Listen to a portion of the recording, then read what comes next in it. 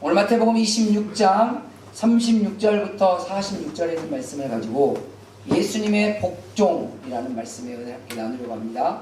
올해 우리 교회 표어가 예수님을 닮아가는 삶입니다. 우리 옆에 분들에게 이렇게 축복합시다. 예수님을 닮아가는 삶이 되세요. 시작. 예수님을 닮아가는 삶이 되세요. 할렐루야. 아멘. 그러려면 우리가 예수님의 겸손을 닮아야 합니다. 할렐루야.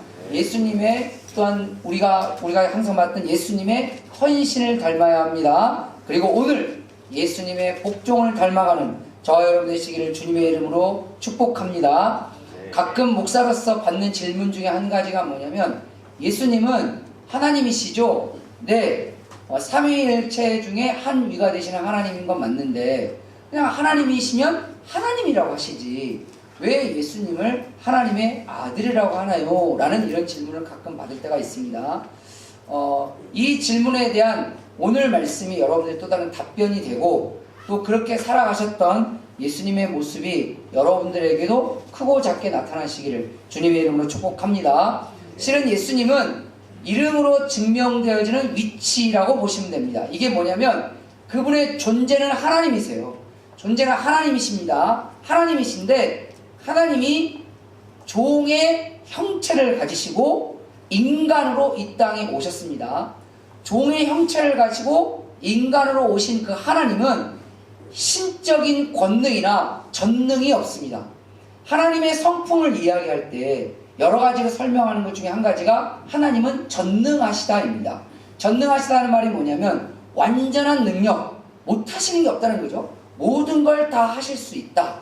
있는 걸 없게도 하시고 없는 걸 있게도 하시는 전능하시는 분입니다. 가끔 전지하고 헷갈리시는 분들이 있는데, 전지는 모든 걸 아신다는 겁니다. 과거를 아시고 현재를 아시고 미래를 아시는 겁니다. 우리의 겉모습도 아시고 우리의 속모습도 아시는 겁니다. 우리의 영혼의 상태도 다 알고 계시는 겁니다. 즉 안다라고 해서 다 할 수 있냐, 이건 다른 영역입니다. 뭔가를 한다라는 것과 뭔가를 안다는 것은 다른 겁니다. 가끔 우리가 관계 속에서 보면 우리가 이 사람을 알아요.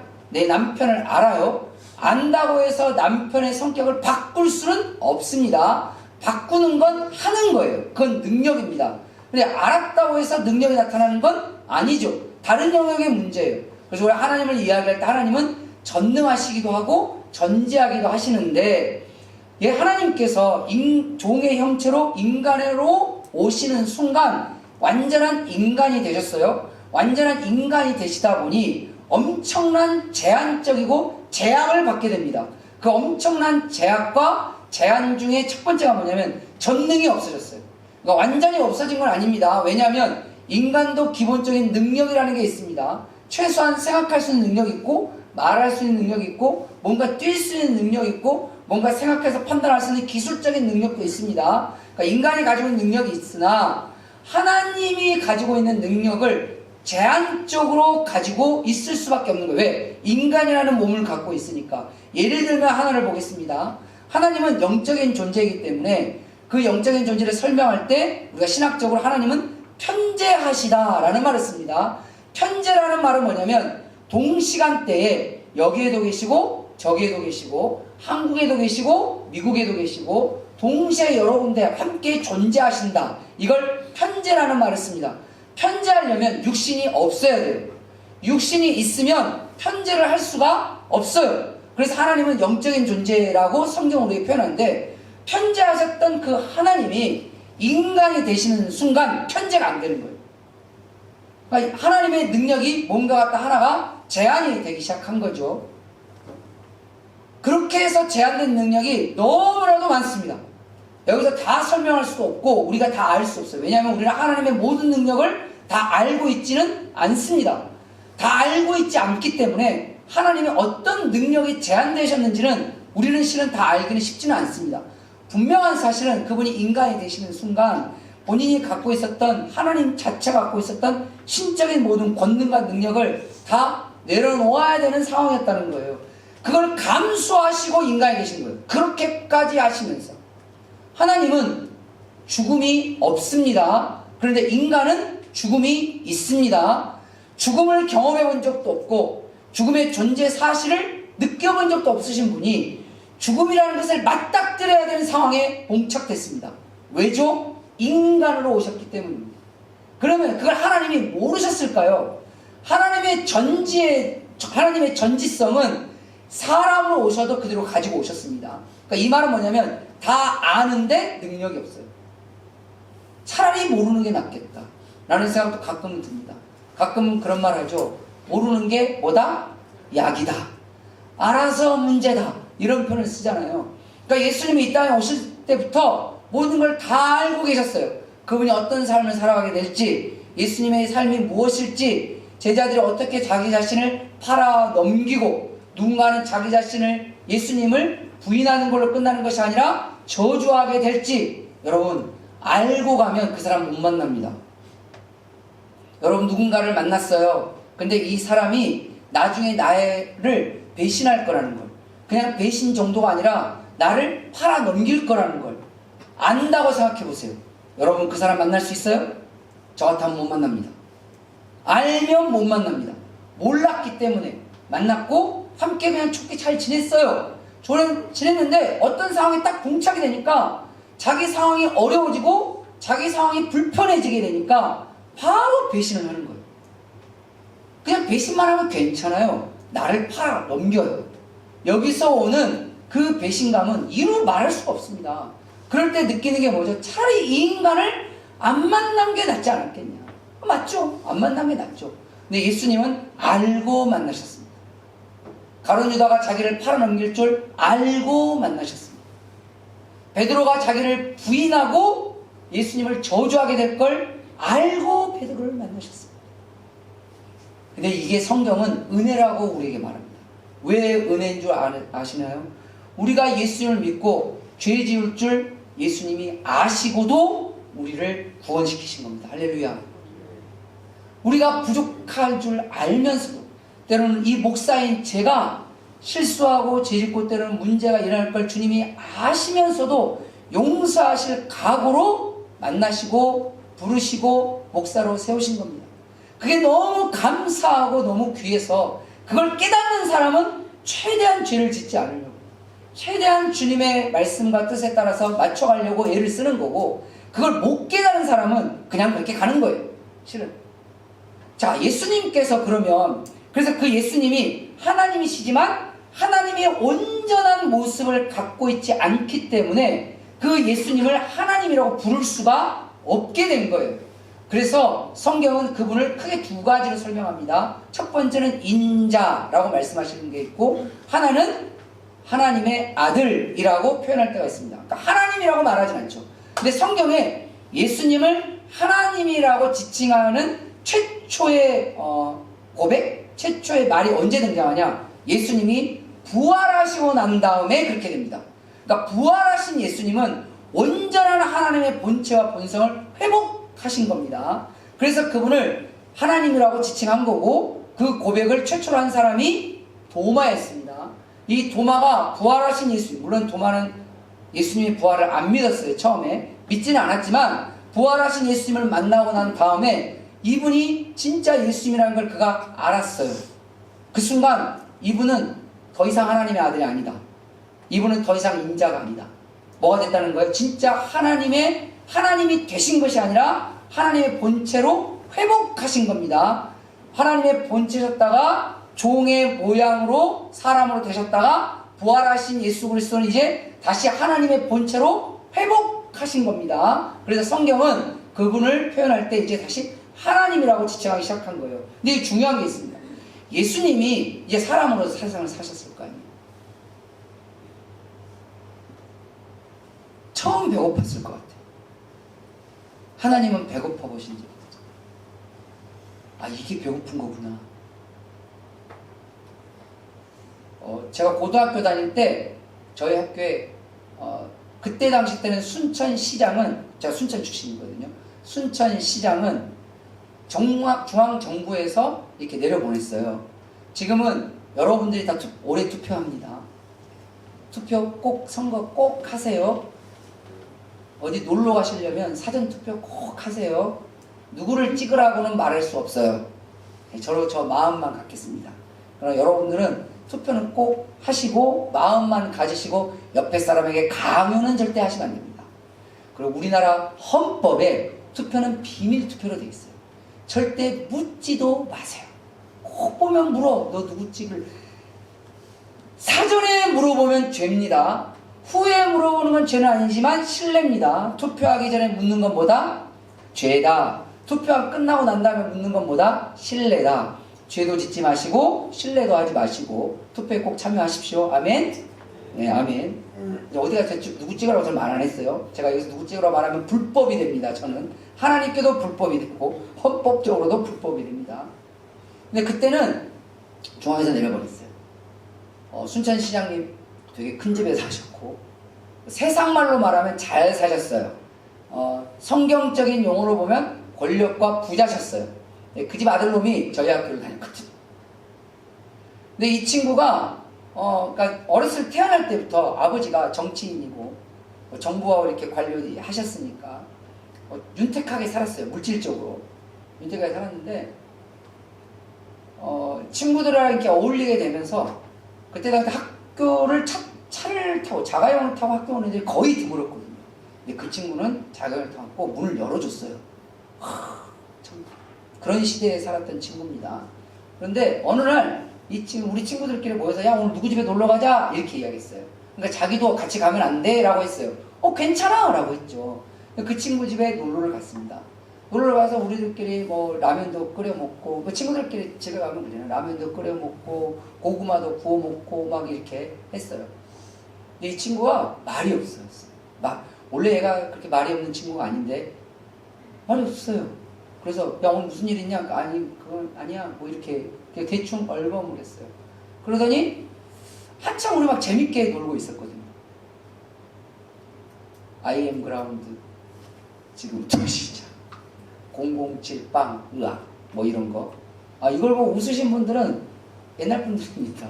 요즘에 007 빵이 뭐냐고 뭐 이런 거 하고 막 재밌게 놀고 우리 너무 재밌었어요. 친구들이니까. 근데 얘가 갑자기 집에 간다고 자기 가야 됐다 그런 거예요. 전화기 있냐고 묻는 거예요. 전화를 하는 겁니다.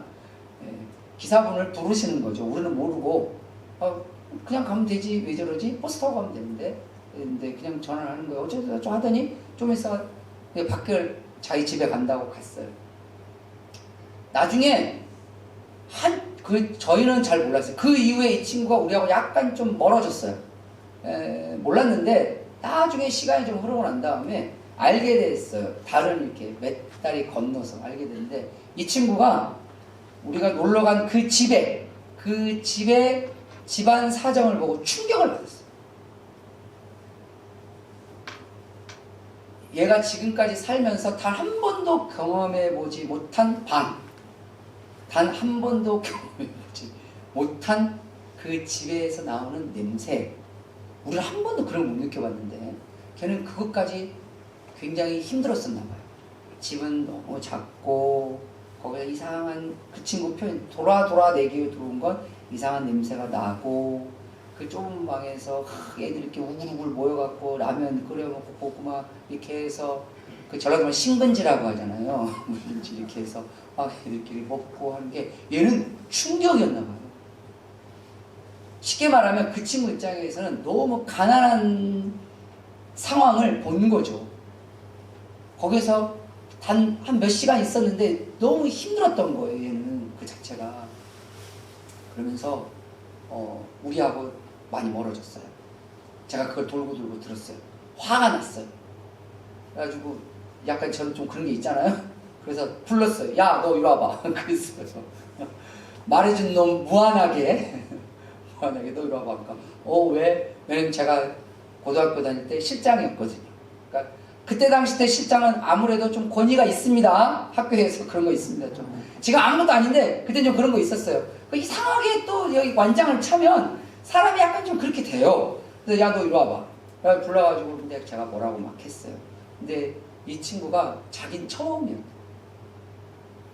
너무 힘들었었다. 라고 이야기하는 거예요. 그래서 제가 그때 너무 화가 나가지고 우리는 무슨 돼지 새끼냐? 그랬어요.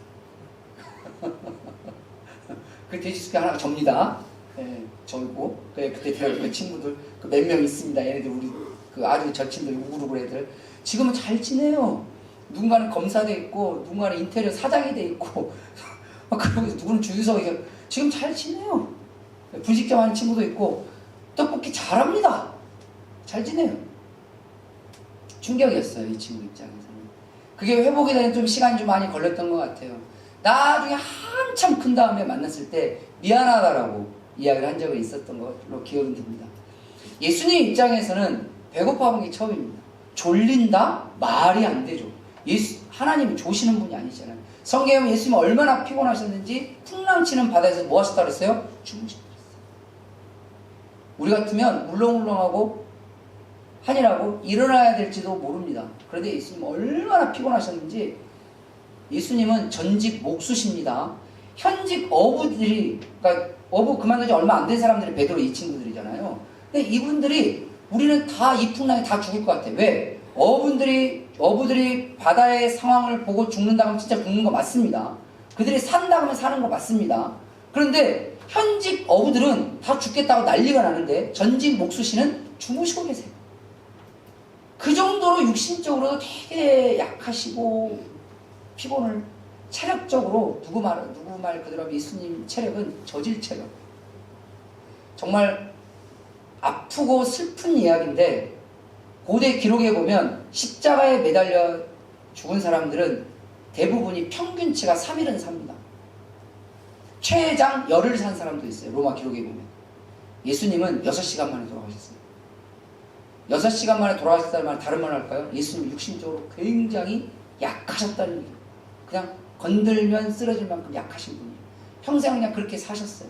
그런데 그분의 눈빛은 살아있었고 그분의 말씀은 권위가 있으셨으며 그분의 능력은 하나님의 능력이면 뭐 아무것도 아니지만 인간의 능력을 뛰어넘는 당신을 위해서는 단 한 번도 자기의 능력을 사용하신 적이 없는 다 사회적인 약자들과 없는 자들과 아픈 자들과 고통받은 자들을 위해서 모든 능력을 다 쓰셨던 분. 그러나 본인은 여전히 골골골 그렇게 사셨던 분. 이게 예수님의 모습이셨는데 그분이 십자가 앞에 왔습니다. 이제 너무 무서운 거예요. 하나님 평생에 공포는 처음입니다. 여러분 이거 뭘 시사하는 줄 아세요? 신이 공포를 느낀다고요? 말이 안 되잖아요. 그런데 예수님은 공포를 느끼셨습니다. 그분은 신적인 권능을 다 내려놓는 것 사랑이었고 그래서 사람이 느낄 수 있는 모든 걸 다 겪고 살아왔지만 공포는 처음이었어요. 오늘 성경 말씀에 보니까 37절에 고민하고 슬퍼하사 38절에 말씀하시되 내 마음이 매우 고민하여 죽게 되었습니다. 죽을 정도의 고민이 들이닥친 거예요. 공포가 온 거죠. 그 공포에 휩싸였을 때 우리 예수님께서 보이신 건 복종이었습니다. 그 전까지 예수님이 우리에게 보이신 건 순종이셨습니다. 근데 순종이 안 돼요. 예수님도 순종이 안 되실 때가 있으셨어요. 순종이 피하고 싶은 거예요. 이걸 십자가를 지기 위해서 이 땅에 오신 건 맞는데 피하고 싶어요. 도망가고 싶은 거예요. 그 공포가 얼마나 극에 달했는지를 알 수 있는 부분입니다. 그때 예수님이 보이신 게 복종이셨습니다. 우리는 가끔은 압니다. 이거 해야 한다는 것. 자녀들을 부양해야 되는 것, 가장으로서 압니다. 자녀들을 잘 키워 양육해야 되는 것, 어머니로서 잘 압니다. 배우자들에게 서로 신의를 지키고 서로 사랑하고 감사해야 되는 것 머리로는 압니다. 그래서 하나님 말씀대로 배운 대로 순종해서 그렇게 살아야 되는 거 압니다. 목사는 이렇게 살아야 되는 거 압니다. 알았으니 순종해야죠. 맞습니다. 학생들이 공부하는 거 애들 다 물어보세요. 학생은 공부하는 게 아니에요 라고 말하는 애들은 다 한 명도 없습니다. 애들 다 물어보면 학생은 공부하는 건 맞아요 라고 다 말을 합니다. 그럼 우리는 이렇게 하죠. 알면 해야지. 그게 순종입니다. 근데 순종이 안 될 때가 있습니다. 여러 가지 이유 때문에. 그때 예수님이 보이신 게 복종이셨어요. 너무 감사한 건 그 예수님의 복종이 우리를 죄에서 구원했고 우리를 지옥의 문에서 구원했다는 사실입니다. 그 복종이 우리를 살리고 그리고 앞으로의 인류를 살린 겁니다. 우리가 예수님을 닮아야 되는 가장 큰 이유가 하나는 뭐죠? 내가 혼자 살겠다는 것이 아니라 나도 살고 내 가정도 살고 내가 속해 있는 교회도 살고 내 주변의 이웃들을 살리자는데 그 뜻과 목적이 있잖아요. 근데 그 예수님을 닮아가야 하는 그 삶의 가장 중심축에 하나 있는 게 복종입니다. 그렇다면 우리가 닮아야 할 예수님의 복종은 뭘까요? 첫 번째로 기도에 복종하셔야 합니다. 예수님 믿는 사람들이 기도해야 된다는 걸 다 압니다. 목사들이 맨날 외치잖아요. 기도합시다. 기도해야 합니다. 교회에서 제일 많이 하는 게 바로 기도입니다. 오죽했으면 이 추운 날에도 새벽 5시면 새벽 기도회라는 걸 합니다. 제 후배가 그랬어요. 신학대학교 후배가 그랬어요. 형님, 새벽 기도만 없으면 목회할 만하겠어요. 그래서 제가 그랬어요. 그래, 새벽 기도를 안 했다고 하나님이 널 죽이지는 않겠는데 날마다 기도 생활하는 건 맞잖아. 그렇죠. 그러면 밤 기도라도 해라. 조언이라고 그래. 밤 기도라도 해라. 그랬거든요. 그랬더니 그 교회는 밤 9시 기도회를 해요. 수요 예배도 수요 예배 끝나고 다시 기도를 하는 거죠. 왜? 날마다 새벽 기도를 밤 기도로 옮겼으니까. 나중에 저한테 차라리 새벽 기도를 하는 게 낫겠어요. 저한테 그러는 거예요. 그래서 제가 왜? 그러니까 밤 기도를 하니까 시간을 맞추기가 너무 어려워요. 어디를 가도 9시 전에는 반드시 교회를 와야 되고 뭐 누구를 만나다 보면 9시 기도에 가려가다 보면 좀 하다 나 교회 가야 돼. 뭐 이렇게 되고 가끔 성도들을 뭐 신방을 하더라도 9시 전에는 반드시 교회로 복귀를 해야 되고 우리가 뭐 하다 보면 저녁에는 후딱 시간이 가잖아요. 뭐 이렇게 되고 막 이러니까 사모가 반란이 일어났다고 새벽으로 가자고. 왜 그래? 그랬더니 10시 드라마를 못 본다고. 10시 드라마를 딱 보고 탁 자고 5시에 새벽 기도하는 게 딱 좋은데 당신 때문에 이렇게 됐다고 저한테. 그래서 그 위에 총회 때 만났어요. 새벽에 돌아갔어? 아, 돌아갔습니다. 힘들긴 한데 잘한 것 같긴 해요. 그래서 그래, 안 되면 뭐라도 해라? 복종이라도 해라. 할렐루야. 그게 복종입니다. 할 수 있어서 하는 게 아니에요. 하기 힘들죠? 어렵죠? 날마다 기도 생활하는 것 쉬운 일 아니죠? 그게 뭐 자동으로 되시는 분도 있다고는 듣기도 합니다. 근데 일부러 그 시간을 빼야 합니다. 일부러 그 시간 안에 이렇게 무릎을 꿇어야 합니다. 그 시간을 비워야 하고 그것만큼 약속을 잡지 말아야 합니다. 왜? 하나님과의 약속이라 생각하셨으니까. 근데 그건 일반적인 상황이에요. 정말 힘들고 어려울 때 기도하라고요? 진짜 힘듭니다. 목사인 저도요, 살면서 육신적으로도 마찬가지지만 정신적으로도 진짜 멘탈 나갈 정도로 힘들 때가 있어요. 목사라고 그런 일이 없겠습니까? 있을 때 기도를 하겠다고 기도의 자리에는 앉았는데 기도가 안 돼요. 그럴 때가 있습니다. 그냥 주여도 안 돼요.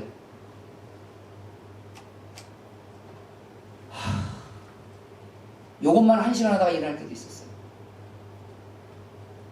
그래도 기도의 자리는 지키셔야 합니다. 할렐루야. 기도는 복종해야 할 아주 중요한 거예요. 왜냐하면 예수님 믿는 사람이 기도를 안 하는 순간 그 사람은 예수님 믿는 사람이 아니에요. 믿음은 뭐죠? 관계에서 나오는 신뢰입니다. 관계는 뭡니까? 만나야 돼요. 소통해야 돼요. 교류가 있어야 돼요. 영이신 하나님과 인간인 우리가 뭘로 소통하겠습니까? 기도입니다. 기도 외에는 하나님과 소통할 길이 없습니다. 하나님과 관계가 있어야 하나님을 온전히 믿는 그 믿음이 나오는 것이지 주님하고 상관이 없으면 관념론적인 믿음만, 관념론적인 신앙만, 그냥 공상 믿음, 환상 믿음, 그냥 말만 붙은 믿음이지 실존적인 믿음이 되지 않을 뿐만 아니라 우리가 기도할 때 하나님은 움직이십니다. 할렐루야. 기도할 때 하나님께서 역사하십니다. 오늘 예수님께서 죽음의 공포 앞에 놓이셨을 때 가장 먼저 하신 게 뭐죠? 기도의 자리로 나아가셨어요. 그리고 기도하셨어요. 그런데 혼자 기도하기가 너무 얼마나 힘드셨는지 제자들을 데리고 와서 같이 기도하자고. 36절 말씀 보니까 겟세마네 동산에 이르러 제자들에게 이르되 내가 저기 가서 기도할 동안에 너희는 여기 앉아있어. 예수님도 마음이 너무 힘드셨어요. 그래서 그래 같이 사람이 옆에 같이 있으면 좋잖아요. 나쁜 놈들 빼고. 근데 이 제자들은 뭐합니까? 다 자요. 기도하다가 1시간쯤 기도하다가 왔더니 자 깨워요. 1시간도 나같이 기도를 못하겠냐. 예. 알겠어요. 또 예수님 또 기도하십니다. 누가복음에 보니까 땀방울이 핏방울이 될 정도로 얼마나 애를 쓰고 기도하셨는지 미세혈관이 터진 거예요. 그리고 왔더니 또 자 이쯤 됐으면 나 안에 다 될 것 같아요. 왜 예수님이 십자가를 지시죠? 그들을 구원하려고 걔네들의 죄를 다 없애주시기 위해서 그들의 죄의 짐을 다 짊어지시고 죄 없으신 예수님이 십자가에 죽어주심으로 말미암아 죄를 사함 받을 수 있는 길을 열어주려고 십자가를 지는 건데, 그럼 결국은 걔네들 때문에 우리들 때문이기도 하지만 그 제자들 때문에라도 예수님이 십자가를 지는 건데 저것들은 자 예전에 어느 분이 그러더라고요. 내가 내 자식놈들을 위해서 이렇게 뼈 빠지게 일하고 있는데 이것들이 나한테 하는 걸 보면 진짜 다 때려치고 싶다고. 네!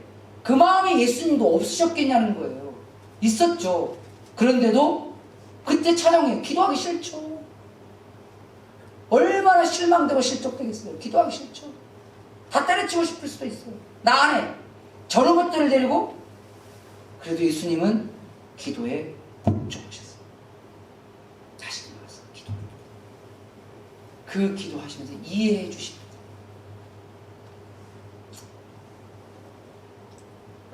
오늘 주님의 말씀에 43절에 보니까 다시 오사 본즉 그들이 자니 이는 그들의 눈이 피곤함이로라. 아, 그래 니들이 피곤해서 그렇다. 기도하는 자는 하나님께서 그의 마음을 풀어주십니다. 할렐루야. 기도 안 하는 사람은 그냥 감정 처리밖에 안 돼요. 기도하는 사람은 하나님이 그의 심령을 풀어주십니다. 그저 목소리가 높였다 해서 기도가 아니잖아요. 하나님과의 진정한 소통이 이루어져야 돼요. 어떤 일이 일어나도 어떤 상황이 뭐라 닥쳐도 하나님께 나아가 기도하고 간구하며 영적 씨름을 해야 합니다. 그 기도의 복종이 우리를 살리고 여러분의 가정을 살리고 우리의 삶의 자리를 살리는 줄 믿으시길 바랍니다. 두 번째로 우리가 닮아가야 하는 예수님의 복종이 바로 사명의 복종입니다. 사명의 복종. 오늘 37절 말씀해 보니까 그들에게 이제 고민하셨다. 38절 말씀해 보니까 내 마음이 매우 고민돼서 뭐 때문에 고민하겠어요? 이거 하기 싫다. 냉정하게 따지면 매우 고민하여 죽게 되었으니 너는 여기 머물러 있으라. 그리고 39절 말씀해 보니까 내 아버지여 만일 할만하시거든 이 잔을 내게서 지나가게 하옵소서. 하기 싫은 건 아닌데 냉정하게 따지면 못하게 했습니다. 안 하는 건 아닙니다. 안 하는 것과 못하는 건 좀 다릅니다. 할 마음은 있긴 한데 이 상황이 너무 참혹하니까 못하겠어요. 예전에 저희 동기들하고 저기 강원도 가평에 MT를 간 적이 있었어요. 제 신학교 다닐 때. 근데 거기에 가니까 번지점프대가 있는 거예요. 그래가지고 야 여기까지 있는데 번지점프 한번 뛰어보면 좋지 않겠냐? 애들이 올라갔어요. 다들 비싼 돈을 줬습니다. 지금 가끔 살아가다 보면 그런 줘가면서 뛰어낼 일은 뭐가 있을까라고 생각 들긴 한데 어쨌든 그 분들도 먹고 살아야 되니까 비싼 돈을 주고 올라갔습니다.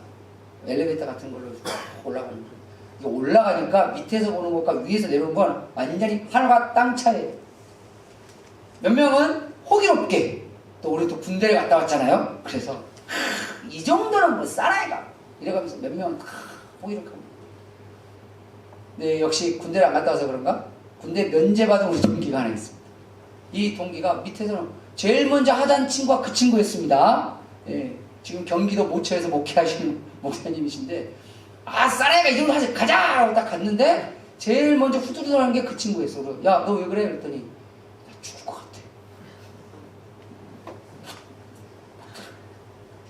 너가 하자 그랬잖아. 그래 나 못하겠어. 뭘 못해? 네가 먼저 하자 그랬잖아. 야 지금 다 얘네들 다 영균이하고 대동이하고 다르게 띠를 다 준비하고 있는데 너는 이거 뭐하고 있는 거야? 그러니까 아니 나 못하겠어. 나 안 해 뭐. 근데 중요한 건 돈을 환불을 안 해줍니다. 그럼 우리가 그랬어요. 돈이 아깝다. 응? 네 못한다고 나는 돈이 아깝다. 온갖 설득을 다 했으나 지금도 그 친구는 우리 동기 모임 때 그 얘기하는 걸 극도로 싫어합니다. 왜냐고요? 내려왔습니다. 네. 나중에 보니까 거기 안전요원 되시는 분들이 못하게 하더라고요. 나중에 우리는 어떻게 끌고 와서 막 해가지고 던져버리려고 이런 마음까지 들고 있었는데 보니까 안전요원들이 안 된다고. 예, 아마 이분들도 이제 극도로 어떤 공포감이 있으면 사고가 날 거다라고 판단하셨던 것 같아요. 그래서 못하게 하시고 이렇게 하셔서 근데 돈을 안 줬어요. 환불 조치는 안 해주고 이 친구는 다시 여러분 우리는 밑에 내려갔어요. 그 친구는 안 할 마음이 있는 게 아니에요. 하고 싶었어요. 제일 먼저 했고 재밌을 것 같다 했고 사나이면 이 정도는 해야지 라는 마음이 있었어요. 정작 현실에 대닥치니까 못하는 거죠. 우리가 살아가다 보면 안 하는 게 있고 못하는 게 있습니다. 안 하면 혼내세요. 조금만. 공부를 해야 하는데 공부를 안 해. 그러면 혼내세요. 얼마큼만? 조금만. 가정을 부양해야 되는데 잘 안 하잖아요. 그럼 그거 많이 혼내세요. 밥하고 해야 되는데 살림해야 되는데 안 해요? 그럼 그 좀 더 혼내세요. 근데 못할 수 있습니다. 몸이 아파서 상황이 여러 가지 좋지 않아서 형편이 그래서 못하는 건 탓하지 마세요. 불쌍히 여겨주세요. 누가 그러더라고요. 속 편한 소리 한다고. 그런데 하나님은 그 못하는 걸 책망하지는 않습니다. 중요한 건 못해도 실은 해야 될 게 있어요. 그게 사명입니다. 할렐루야. 우리가 예전에 사명 배울 때 일반적 사명이 있고 영적 사명이 있고 특수한 사명이 있다 그랬잖아요. 일반적인 사명은 내가 태어날 때부터 주어지고 살아가는 겁니다. 예를 들면 이런 거죠. 난 누군가의 아들이고 누군가의 형제라는 것도 사명입니다. 나중에 결혼했죠. 난 누군가의 남편이라는 것도 사명입니다. 남편으로서의 사명이 뭐겠어요? 끝까지 아내에게 신의를 지키는 겁니다.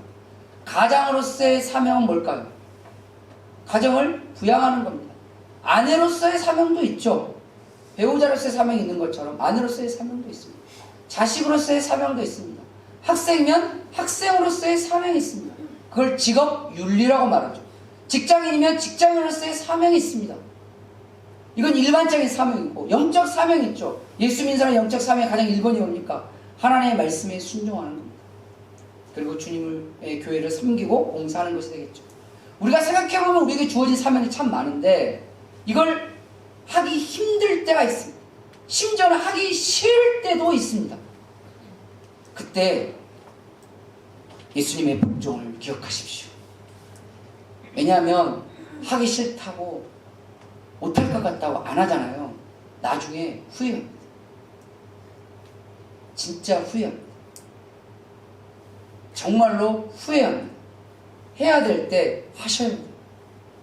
학생은 공부할 수 있을 때 해야 돼요. 가장은 가정을 부양해야 될 그때 해야 돼요.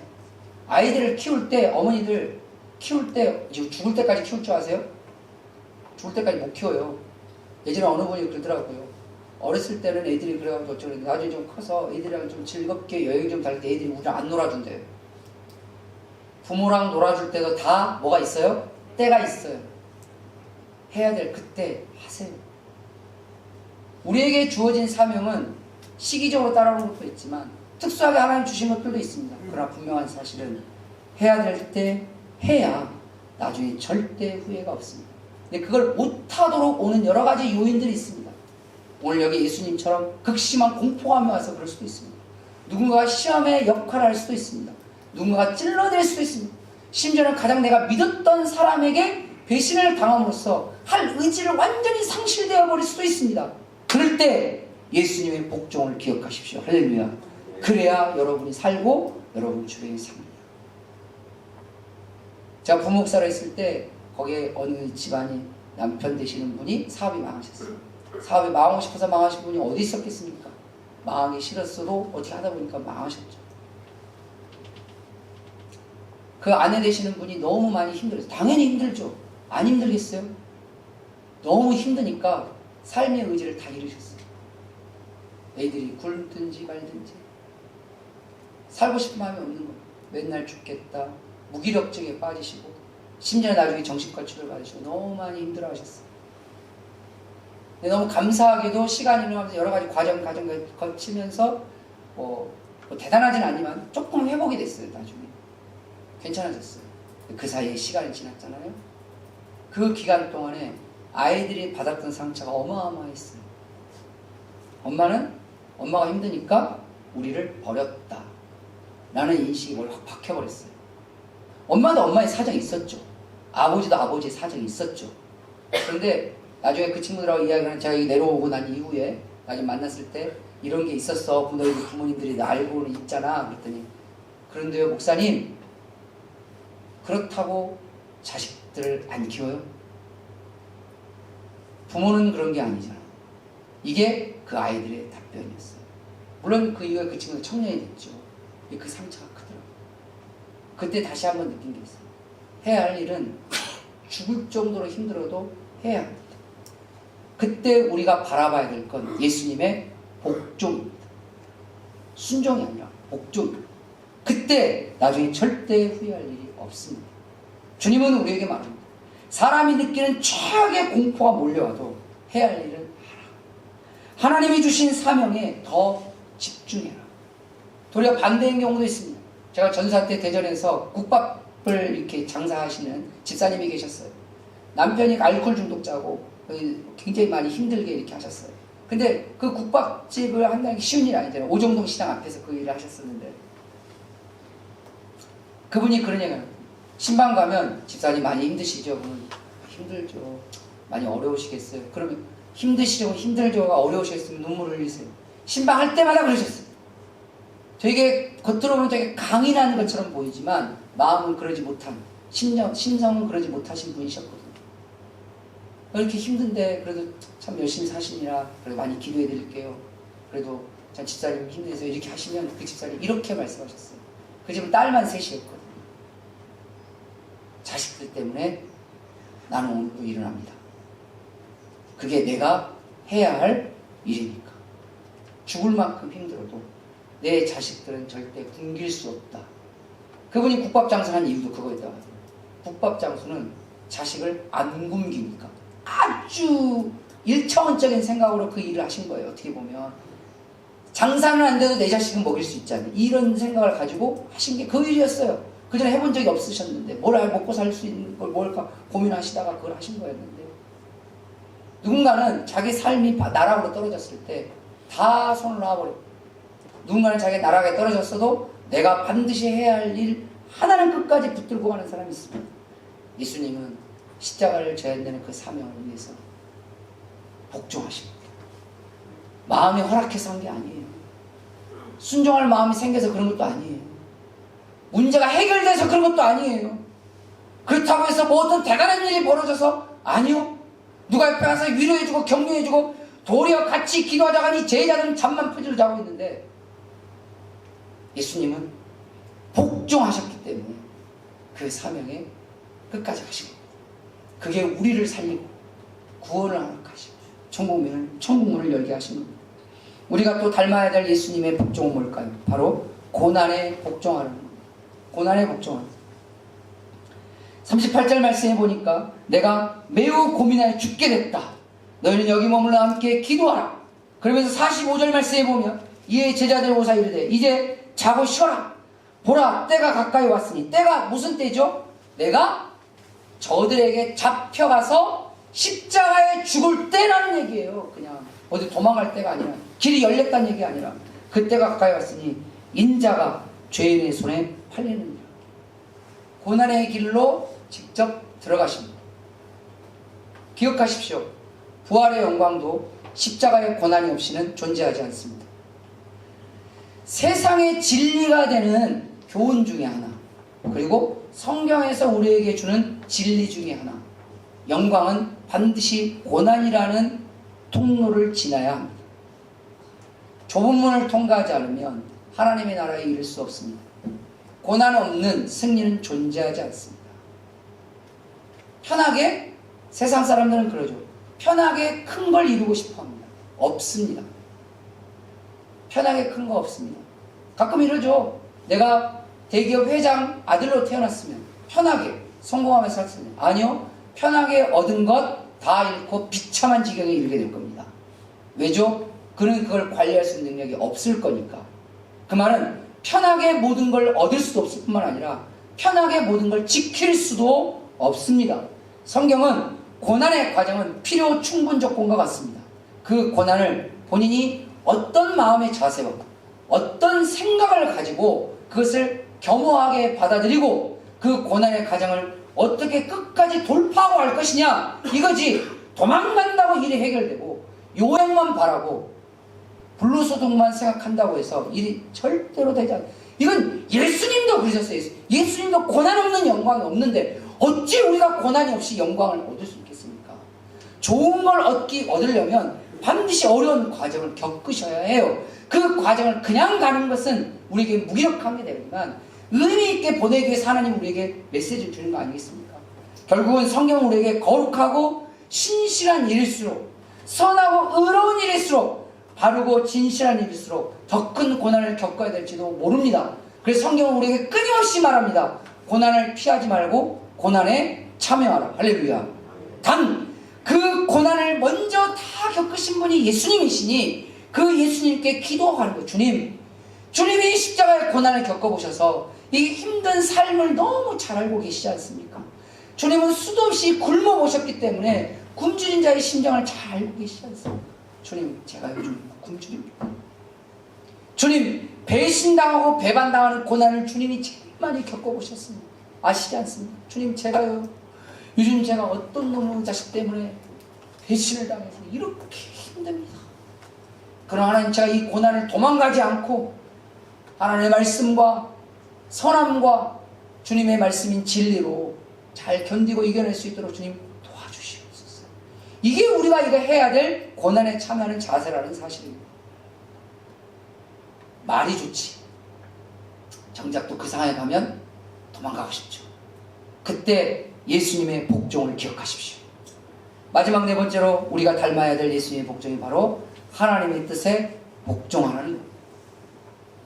하나님의 뜻에 복종하라는 말이 뭘까요? 오늘 우리가 함께 읽었던 말씀 가운데 39절에 예수님의 기도 안에 이게 들어있습니다. 내 아버지여, 만일 할만하시거든 이 잔을 내게서 지나가게 하옵소서. 그러나 나의 원대로 마시옵고 아버지의 원대로 하옵소서. 42절 말씀에 또 그 얘기가 나옵니다. 내 아버지여, 만일 내가 마시지 않고는 이 잔이 내게서 지나갈 수 없거든 아버지의 원대로 되기를 원하나이다. 하나님의 뜻대로 되기를 원합니다. 이것을 44절에 뭐라고 요약해놨습니까? 그들을 두시고 나아가 세 번째 같은 말씀으로 기도하십니다. 예수님도 얼마나 이게 안 되셨으면 세 번이나 우리도 3세판, 예수님도 3세번 계속 내 뜻대로 하고 싶은 거예요. 사람 뜻대로 하고 싶은 거예요. 근데 하나님의 뜻대로 되기를 원합니다. 하나님이 원하는 대로 되기를. 여러분, 우리는 사람의 뜻을 따르는 자들이 아닙니다. 여러분 각자의 생각과 뜻과 경험, 그걸 내려놔야 돼요. 그걸 예수님께서 말씀하신 자기를 부인하는 자입니다. 나를 부인해야 돼요. 두 번째, 사람을 부인하셔야 합니다. 여러분, 사람은 의지하는 자가 아니에요. 사람은 사랑해야 할 존재지. 아무리 훌륭한 정치 지도, 선거 때 가까이 오잖아요. 아무리 훌륭한 지도자라고 해도 그 지도자가 우리를 완전히 구원해 줄 수 없어요. 사람 따르지 마세요. 앞에 있는 목사가 저는 안 훌륭합니다. 예를 드는 거예요. 어디 가서 또 우리 목사님 스스로 훌륭하다고 하지 마시고. 안 훌륭한데 제가 아무리 훌륭해도 저의 뜻과 저의 말을 따르면 여러분 그리스도인이 아닙니다. 여러분 목사 말대로 움직이실래요? 그러면 정철교, 우리 교회 간판 바꿔야 돼요. 우리는 하나님의 뜻에 복종하는 자입니다. 할렐루야. 하나님의 뜻에 순종하기 어려우시죠? 바울이 이렇게 고백합니다. 나도 하나님 뜻에 순종하기 어렵다. 그래서 나는 매일 죽노라. 내 자아를 죽이고 내 감정을 죽이고 내 생각을 죽이고 나를 쳐서 복종하나니.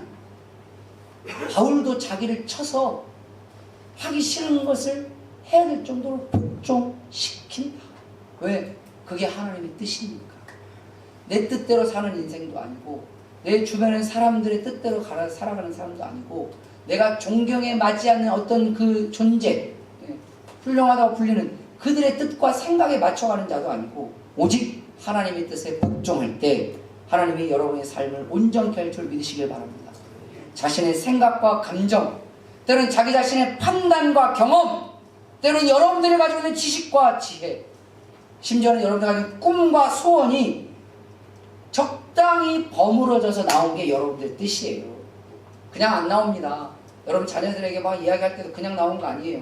그거 다 분석해보면 여러분의 생각이나 감정이 들어가 있고요. 여러분의 판단이나 여러분의 경험이 들어가 있고요. 여러분들의 지혜와 지식이 들어가 있고요. 여러분의 꿈과 소원도 거기 다 버무러져 있습니다. 자식만을 위한 거라고요? 제발 덕분에 분석을 해보세요. 그거 다 거짓말이에요. 냉장에다니 그 안에 내 것도 있어요. 없다고 부정하려고 하지 마시고 있다고 겸손하시고 그걸 주님 앞에 부인하시고 하나님이 원하는 뜻이 무엇인지 함께 찾아가셔요. 주님이 내 가정에 원하는 게 뭘까? 내 자녀에게 진짜 원하는 게 뭘까? 교회 목사님 뭐 주변에 있는 사람들 다 냅두고 그냥 하나님의 관점에서 보려고 노력하고 그 뜻에 자기를 복종시키는 거예요. 때로는 내 생각이 다를 수도 있습니다. 제가 천안에서 전도사로 있을 때 청소년부 애가 수련회 때 은혜를 너무 많이 받았어요. 그리고 하나님이 소명을 느꼈어요. 그래서 신학대학교 가고 싶다고 그랬어요. 근데 그 친구가 전국 모의고사 1등하는 애였어요. 그 부모님이 이렇게 말씀하셨습니다. 결국 교회를 나가셨어요. 다른 교회로 옮기셨어요. 예수님은 버리지 않고 교회를 버렸죠. 이유는 뭐였냐? 저에게 전사님 내 아들을 말려주세요. 그 다음에 중요한 게 저 좋은 머리로 목사가 되려고 합니다. 엥? 이거 전사한테 할 말인지 모르겠어요. 여기서 살짝 기분이 안 좋았어요. 그러면서 하는 말. 하나님이 내 아파트, 그때 당시 때 천안에 있는 향촌 현대 아파트가 6억이 가까이 될 때였어요. 하나님이 내 아파트를 달라 하시면 기꺼이 드립니다. 근데 저의 아들은 안 됩니다. 그 다음에 주님 너무 아깝잖아요.